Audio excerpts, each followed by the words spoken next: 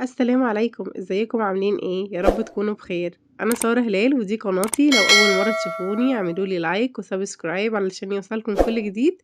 هتلاقوا عندي وصفات ان شاء الله تعجبكم. وصفة النهاردة سمبوسك ميكس جبن خطيرة جدا، انا شخصيا بعشقها. بمكونات بسيطة هتضيفي للسفرة عندك صنف مميز جدا الكل هيسألك عليه. يلا بينا ندخل في الوصفة على طول. عندي هنا نص كيلو جبنة موتزاريلا، اي نوع انتوا بتفضلوه. انا بستخدم الحمد والاطباء، الاتنين ممتازين جدا ومطتهم حلوة قوي. هضيف عليهم ربع كيلو جبنة شيدر على رومي. هتضيف عليهم فلفل رومي متقطع، ممكن كمان تضيفوا فلفل سبايسي لو انتوا حابينه يكون حراق. ممكن كمان تضيفوا فلفل الوان لو عايزين. هضيف عليهم زيتون مخلي ومتقطع. هنقلب كل ده مع بعضه.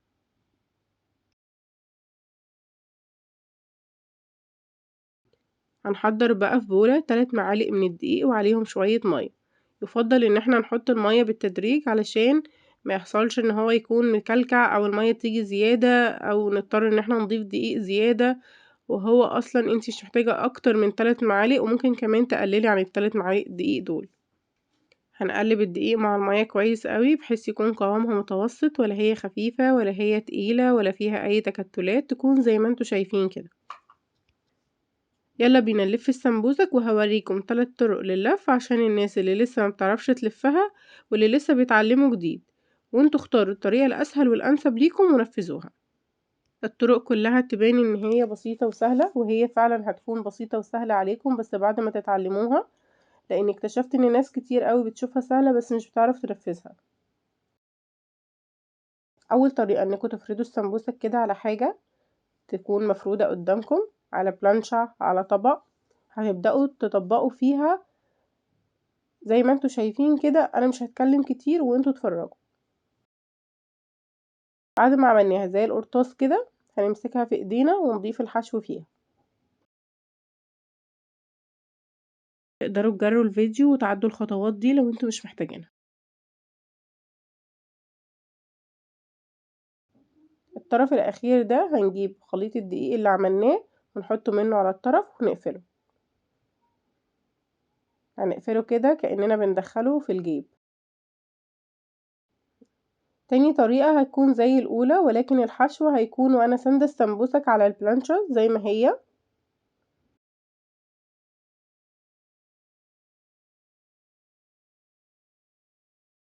الكمية دي من الجبن لباكت سمبوسك كامل. تقدروا تزودوا الجبنة لو انتوا حابين الحشو يكون أكتر.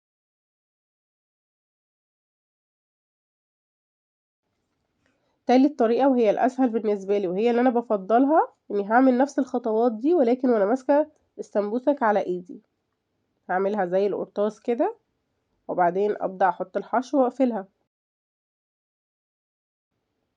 الجزء ده اتأكدوا إنه مقفول كويس قوي علشان ما يدخلش زيت للسمبوسك وهي بتتقلي، ولا الجبنة اللي هتسيح تطلع منه.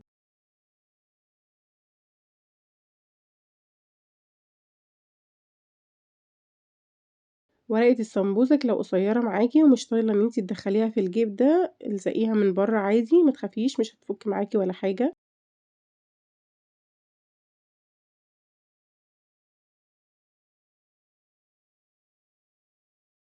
في زيت غزير هنقلي السمبوسك، ومهم يكون الزيت كتير عشان يطلع شكلها حلو كده وتنفش معاكي.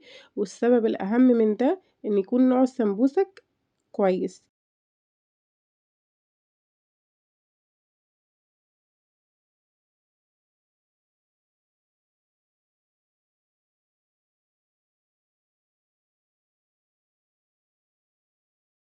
السمبوسك من المقبلات والأطباق الجانبية الحلوة قوي في العزومات وحتى في غير العزومات على سفرة رمضان. هو كده طبق مميز ومحبوب.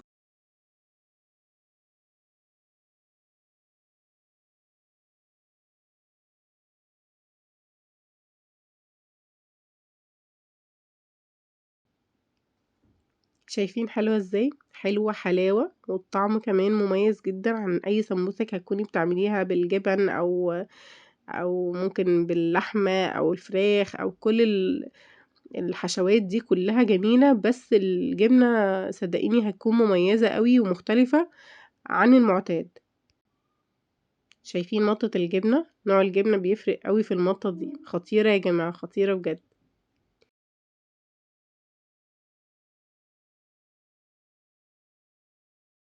وما تنسوش لو عجبتكم الوصفة اعملولي لايك وسبسكرايب وفعلوا جرس الإشعارات عشان يوصلكم كل جديد.